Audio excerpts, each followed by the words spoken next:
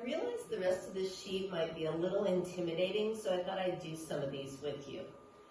So if I look at 11, take the square root of both sides. So x is going to equal plus or minus the square root of 1 over the square root of 4. So it's going to be plus or minus 1/2. And you can check this, right? Anytime you're solving an equation, you can put the x back in and check. So if I tried it, 1/2 times 1/2 does equal 1/4, as does -1/2 times -1/2. So if we jump down, 16 looks a little intimidating, but if I go ahead and distribute this, I'll have 8x squared minus 2x equals 8 minus 2x. So since I'm working on this square root property, I am going to try and get the x squared by itself. Also, what happens is if you were trying to write this in standard form, you would find that your b value would be 0. So in standard form, it would look like this, which you could then solve it this way, right? If I was to factor it, I'd have 8 times x squared minus 1 equals 0. Okay, using zero product property, I would get x equals -1 or 1.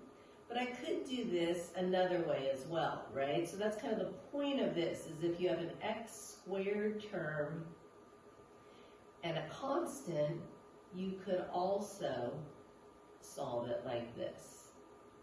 Okay, so either way, we're going to get the same answer, that x equals 1 or -1. And you can put these values back into the original equation and you can confirm that they'll be correct. If I put in x equals 1, I'm going to get 6 on both sides.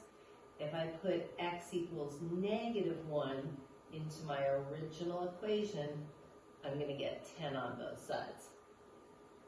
So just looking at, why don't we look at 17? Because 17 is interesting because I can take the square root of both sides.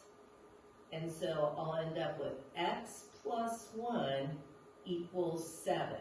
And I just kind of wanted to point out something important, that when I take the square root of 49, the answer is just 7. It's just the principal root.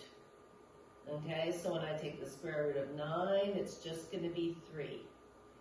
That's very different from when I say x squared equals 49, right? In that case, x equals plus or minus 7. So the difference is when you're solving for an x squared equals a positive number versus taking the square root of a number. So at this point, that's why I have x plus 1 equals 7. I subtract 1 from both sides, and I get x equals 6, and I can check it, right? If I put it back in, 6 plus 1 squared does indeed equal 49, because 7 squared equals 49. But if here, it wouldn't have worked if I put in a -7. So definitely email me or text me if you have questions. I've posted all the answers.